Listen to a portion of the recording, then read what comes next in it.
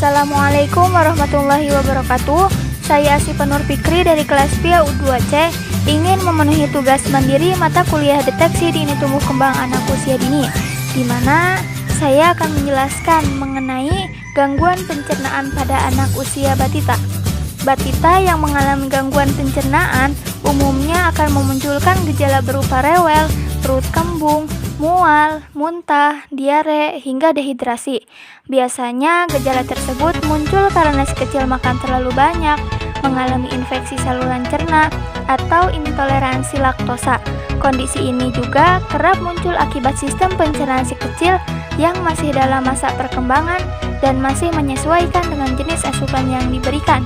Terkadang si kecil juga mungkin bisa mengalami gangguan pencernaan ketika ia mengonsumsi makanan pedas. Ada beberapa gangguan pencernaan yang umum dialami oleh batita. Di antaranya adalah yang pertama adalah gumoh. Gumoh merupakan kondisi normal karena kerongkongan bayi belum berkembang sempurna. Selain itu, ukuran lambungnya juga masih sangat kecil. Saat terlalu banyak makan atau menelan udara ketika menyusu, bayi bisa gumoh. Biasanya, gumoh akan hilang ketika bayi berusia antara 6 bulan hingga 1 tahun. Karena pada saat itu, otot-otot kerongkongan sudah dapat berfungsi dengan baik. Gumoh pada bayi tidak termasuk kondisi yang mengkhawatirkan, selama tidak terjadi secara berlebihan atau berkepanjangan, dan tidak menyebabkan gangguan pada tumbuh kembangnya. Selanjutnya adalah perut kembung. Perut kembung pada anak dapat membuatnya menangis dan rewel. Kondisi ini disebabkan saluran pencernaan anak belum berfungsi secara sempurna. Anak yang mengalami perut kembung biasanya akan memunculkan gejala khas, yaitu perutnya menjadi keras, sering sendawa, rewel, dan sering kentut. Kondisi ini dapat disebabkan oleh cara makan dan minum si kecil yang terlalu cepat atau terlalu pelan. Minum dari botol dot yang banyak gelembung udaranya, juga kebiasaan menghisap botol dot kosong. Selanjutnya adalah kolik. Kolik pada bayi ditandai dengan menangis secara berlebihan. Umumnya, kolik terjadi pada beberapa minggu awal setelah bayi lahir dan berhenti saat bayi berusia 4 bulan. Bayi yang mengalami kolik akan menangis hingga lebih dari 3 jam sehari selama 3 hari dalam 1 minggu, setidaknya terjadi 3 minggu berturut-turut. Selanjutnya adalah sembelit. Sembelit atau susah buang air besar cukup umum dialami oleh batita. Biasanya disebabkan oleh pemberian makanan pendamping ASI atau MPASI, dehidrasi, atau kondisi medis tertentu.